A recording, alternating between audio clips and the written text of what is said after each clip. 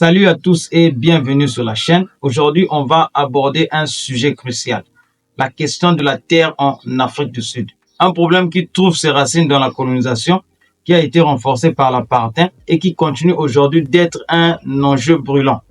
Mais ce débat dépasse largement les frontières de l'Afrique du Sud. Donald Trump et Elon Musk se sont récemment immiscés dans l'affaire en critiquant la réforme agraire du président sud-africain Cyril Ramaphosa. Pourquoi cette réforme suscite-t-elle autant de tensions? Quels sont les véritables enjeux derrière cette guerre de la terre? Et surtout, quel est le rôle de Nelson Mandela dans cette situation? A-t-il posé les bases d'un problème insoluble? C'est ce qu'on va voir ensemble dans cette vidéo. Tout commence avec l'arrivée des colons européens en Afrique du Sud au XVIIe siècle. Dès leur arrivée, ils prennent possession de vastes territoires appartenant aux peuples autochtones, les Kwakwas, les Zoulous et les Xhosas. Tous voient leurs terres progressivement confisquées. Mais le véritable tournant vient en 1913 avec la loi sur les terres bantoues, qui interdit aux Noirs d'acheter des terres dans 87% du pays. Les populations noires sont reléguées à des zones pauvres et surpeuplées, tandis que les fermiers blancs s'approprient les terres les plus fertiles. Puis vient l'apartheid, où cette ségrégation foncière est renforcée. Lorsque le régime tombe en 1994, les inégalités sont monumentales. Les Blancs, qui représentent moins de 10% de la population, possèdent toujours environ 70% des terres agricoles. Quand Nelson Mandela devient président en 1994, la question foncière est l'un des dossiers les plus explosifs. Mais au lieu d'opter pour une réforme radicale, il choisit une approche plus modérée et pacifique. Son gouvernement met en place une politique de willing buyer, willing seller. Autrement dit, l'État doit acheter les terres aux propriétaires blancs, puis les redistribuer aux Noirs. L'objectif était d'éviter une crise économique et de garantir la réconciliation nationale.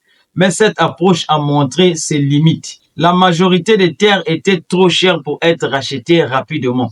Les propriétaires blancs soutenus par des lobbies puissants n'étaient pas pressés de vendre. L'État manquait de financement pour accélérer le processus. Résultat, en 30 ans, seulement 10% des terres agricoles ont été redistribuées, bien loin des promesses initiales. Mandela a fait un choix stratégique. Il a évité une guerre civile, mais il a laissé le système foncier intact. Aujourd'hui, ce débat continue. Faut-il continuer cette approche modérée ou adopter des mesures plus radicales? C'est là que Cyril Ramaphosa entre en jeu.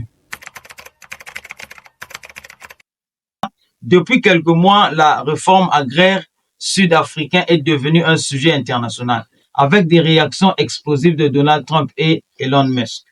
En février 2025, Trump a suspendu toute aide américaine à l'Afrique du Sud, affirmant que la nouvelle loi d'expropriation des terres était discriminatoire envers les fermiers blancs. Il est même allé jusqu'à proposer d'accorder le statut de réfugié aux fermiers afrikaners qui voudraient quitter l'Afrique du Sud.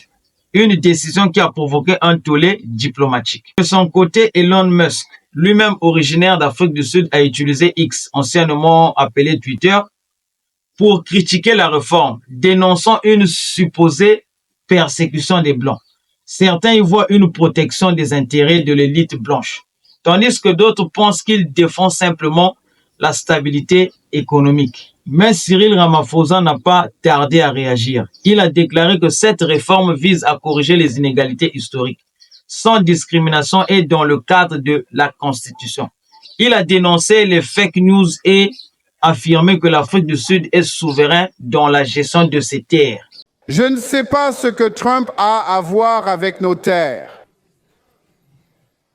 Qu'il garde son Amérique, on garde notre Afrique du Sud. L'Afrique du Sud est notre terre. L'Afrique du Sud appartient à tous ceux qui y vivent. Elle n'appartient pas à Donald Trump.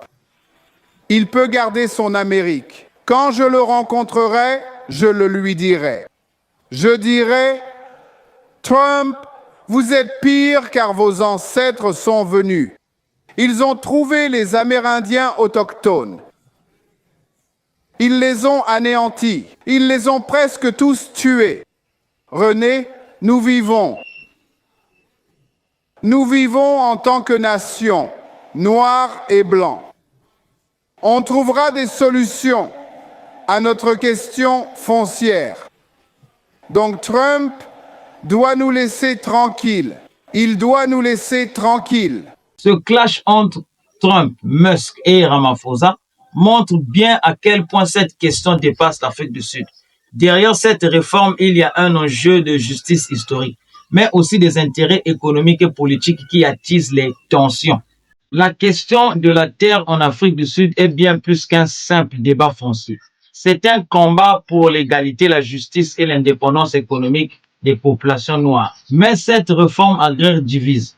Pour certains, c'est un moyen de réparer des injustices. Pour d'autres, c'est une menace pour l'économie et un risque de chaos. Et vous, qu'en pensez-vous? Nelson Mandela aurait dû être plus radical en 1994. Cette réforme est-elle juste ou dangereuse? Dites-moi en commentaire ce que vous en pensez. Si cette vidéo vous a plu, likez, partagez et abonnez-vous pour plus de contenu sur l'histoire, la géopolitique et les grands enjeux de notre époque. Merci d'avoir regardé et à très bientôt pour une nouvelle vidéo.